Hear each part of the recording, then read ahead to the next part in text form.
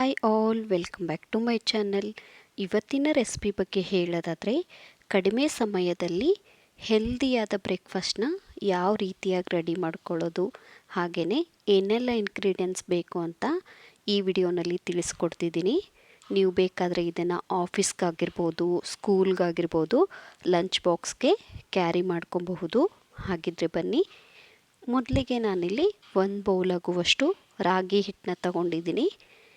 ಹಾಗೆಯೇ 1-2 ಸ್ಪೂನ್ ಆಗುವಷ್ಟು ನಾನಿಲ್ಲಿ ಗೋಧಿ ಹಿಟ್ಟನ್ನು ಕೂಡ ಬಳಸ್ತಾ ಇದ್ದೀನಿ. ನಂತರ ನಾನಿಲ್ಲಿ ಅದೇ ಸ್ಪೂನ್ ಸಹಾಯದಿಂದ 2 ಸ್ಪೂನ್ ಆಗುವಷ್ಟು ಸಣ್ಣ ರವೆ ಅಥವಾ ಬಾಂಬೆ ರವೆನ ಸೇರಿಸ್ಕೊತಾ ಇದ್ದೀನಿ. ನಂತರ ನಾನಿಲ್ಲಿ ಇದೇ ಬೌಲ್ಗೆ ಸಣ್ಣದಾಗಿ ಕಟ್ ಮಾಡಿರುವಂತಹ ಈರುಳ್ಳಿನೂ ಕೂಡ ಸೇರಿಸ್ಕೊತಾ ಇದ್ದೀನಿ. ಹಾಗೆಯೇ ತುರಿದಿರುವಂತಹ ಬೀಟ್ರೂಟ್ನು ಕೂಡ ಸೇರಿಸ್ಕೊತಾ ಇದ್ದೀನಿ. ನಿಮಗೆ ಆಲ್ರೆಡಿ ಗೊತ್ತಾಗಿರಬೇಕು ಅನಿಸುತ್ತೆ ನಾನೇನಕ್ಕೆ ಪಿಂಕ್ ದೋಸೆ ಅಂತ ಥಂಬ್ನೇಲಲ್ಲಿ ಮೆನ್ಷನ್ ಮಾಡಿದ್ದೀನಿ ಅಂತ, ಇದೇ ರೀಸನ್ಗೆ. ನಂತರ ನಾನಿಲ್ಲಿ ಸಣ್ಣದಾಗಿ ಕಟ್ ಮಾಡಿರುವಂತಹ ಟೊಮೆಟೊ ಕೂಡ ಸೇರಿಸ್ಕೊತಾ ಇದ್ದೀನಿ. ಹಾಗೆಯೇ ಸ್ಪ್ರಿಂಗ್ ಆನಿಯನ್ ಕೂಡ ಸೇರಿಸ್ಕೊತಾ ಇದ್ದೀನಿ. ನಂತರ ಸಣ್ಣದಾಗಿ ಕಟ್ ಮಾಡಿರುವಂತಹ ಕರಿಬೇವಿನ ಸೊಪ್ಪು ಹಾಗೆಯೇ ಶುಂಠಿನೂ ಸಹ ಸೇರಿಸ್ಕೊತಾ ಇದ್ದೀನಿ. ನಂತರ ನಾನಿಲ್ಲಿ ಕೊತ್ತಂಬರಿ ಸೊಪ್ಪನ್ನು ಕೂಡ ಸೇರಿಸ್ಕೊತಾ ಇದ್ದೀನಿ. ಲಾಸ್ಟಲ್ಲಿ ನಾನು ರುಚಿಗೆ ತಕ್ಕಷ್ಟು ಉಪ್ಪು ಹಾಗೆಯೇ ಸ್ವಲ್ಪ ಜೀರಿಗೆನೂ ಸಹ ಸೇರಿಸ್ಕೊತಾ ಇದ್ದೀನಿ. ನಿಮ್ಮ ಮನೇಲಿ ಯಾವ ತರಕಾರಿ ಇದೆಯೋ ಆ ತರಕಾರಿ ಕೂಡ ನೀವೆಲ್ಲನೂ ಸೇರಿಸ್ಕೊಬಹುದು. ಇವಾಗ ನಾನಿಲ್ಲಿ ಸ್ವಲ್ಪ ನೀರು ಹಾಕ್ತಾ ನಾವು ರವೆ ದೋಸೆ ಅಥವಾ ನೀರು ದೋಸೆ ಯಾವ ಹದಕ್ಕಿರುತ್ತೋ ಆ ಹದಕ್ಕೆ ಕಲಸಿದ್ರೆ ಬ್ಯಾಟರ್ ರೆಡಿ ಆಗುತ್ತೆ. ನೋಡಿ ಎಷ್ಟು ಹಿಡಿಯುತ್ತೋ ಅಷ್ಟೇ ಸ್ವಲ್ಪ ನೀರು ಹಾಕ್ತಾ ನೀವಿಲ್ಲಿ ಕಲಿಸ್ಕೊಬೇಕಾಗತ್ತೆ. ನೀವು ಇಲ್ಲಿ ನೋಡ್ತಿರ್ಬೋದು, ಬ್ಯಾಟರ್ ನಮಗಿಲ್ಲಿ ಈ ಕನ್ಸಿಸ್ಟೆನ್ಸಿಯಲ್ಲಿದ್ದರೆ ಸಾಕು. ಇವಾಗ ಇದನ್ನು ನಾವಿಲ್ಲಿ 5 ನಿಮಿಷ ನಾವು ನೆನೆಯೋಕ್ಕೆ ಪಕ್ಕಕ್ಕಿಡೋಣ.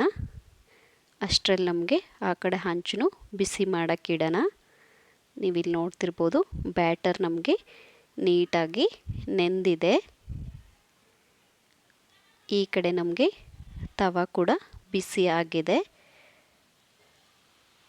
ಇವಾಗ ನಾನಿಲ್ಲಿ ಸಾಫ್ಟಾಗಿರೋ ದೋಸೆನ ಯಾವ ರೀತಿಯಾಗಿ ಮಾಡೋದು ಅಂತ ತೋರಿಸ್ಕೊಡ್ತಿದ್ದೀನಿ. ಈ ಥರ ಮಾಡೋದ್ರಿಂದ ನಿಮಗೆ ಮಧ್ಯಾಹ್ನ ಲಂಚ್ಗೆ ಚೆನ್ನಾಗಿ ಸಾಫ್ಟಾಗಿರುತ್ತೆ ದೋಸೆ.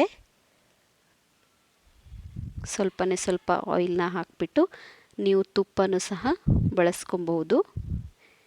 ಎರಡೂ ಬದಿಗೆ ನೀಟಾಗಿ ಬೇಯಿಸಿದರೆ ನಿಮಗಿಲ್ಲಿ ಪಿಂಕ್ ದೋಸೆ ಅಥವಾ ರಾಗಿ ದೋಸೆ ರೆಡಿ ಆಗುತ್ತೆ. ನೋಡಿ, ನಮಗಿಲ್ಲಿ ಆಲ್ಮೋಸ್ಟ್ ರಾಗಿ ದೋಸೆ, ಸಾಫ್ಟಾಗಿರೋ ರಾಗಿ ದೋಸೆ ರೆಡಿ ಆಯಿತು. ಇವಾಗ ಕ್ರಿಸ್ಪಿಯಾಗಿರೋ ರಾಗಿ ದೋಸೆನ ತೋರಿಸ್ತಿದ್ದೀನಿ. ತುಂಬಾ ಈಸಿ ಇದೆ. ಕಾಯ್ದಿರೋ ತವಾಗೆ ನಾವು ನೀರು ದೋಸೆ ಅಥವಾ ರವೆ ದೋಸೆನ ಯಾವ ರೀತಿಯಾಗಿ ಹಾಕ್ತೀವೋ ಆ ರೀತಿ ಪ್ರೊಸೀಜರ್ನ ಫಾಲೋ ಮಾಡಿದರೆ ನಿಮಗಿಲ್ಲಿ ಕ್ರಿಸ್ಪಿ ದೋಸೆನೂ ಕೂಡ ರೆಡಿ ಆಗುತ್ತೆ.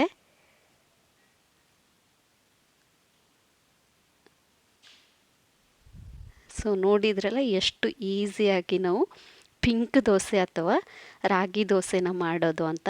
ನಾನೇನಕ್ಕೆ ಪಿಂಕ್ ದೋಸೆ ಅಂತ ಕರಿತಿದ್ದೀನಿ ಅಂದರೆ, ಕೆಲವೊಬ್ಬರು ರಾಗಿ ಕಲರ್ನ ಇಷ್ಟಪಡಲ್ಲ, ಅದಕ್ಕೇ ನಾನು ಪಿಂಕ್ ದೋಸೆ ಅಂತ ಮೆನ್ಷನ್ ಮಾಡ್ತಿದ್ದೀನಿ. ನೋಡಿ ಎಷ್ಟು ಸಾಫ್ಟಾಗಿ ದೋಸೆ ಬಂದಿದೆ ಅಂತ. ಇದನ್ನು ನೀವು ಕಾಯಿ ಚಟ್ನಿ ಆಗಿರ್ಬೋದು ಅಥವಾ ಕೆಂಪು ಚಟ್ನಿ, ಇಲ್ಲ ಈ ಥರ ಶೇಂಗಾ ಚಟ್ನಿ ಜೊತೆನೂ ಕೂಡ ನೀವು ತಿನ್ನಬಹುದು. ಸೊ ನೋಡಿ ಎಷ್ಟು ಈಸಿಯಾಗಿ ಮಾಡ್ಬೋದು ಅಂತ. ಹಾಗಿದ್ರೆ ಇವಾಗಲೇ ಹೋಗಿ ರೆಸಿಪಿನ ಟ್ರೈ ಮಾಡಿ. Thank you for watching.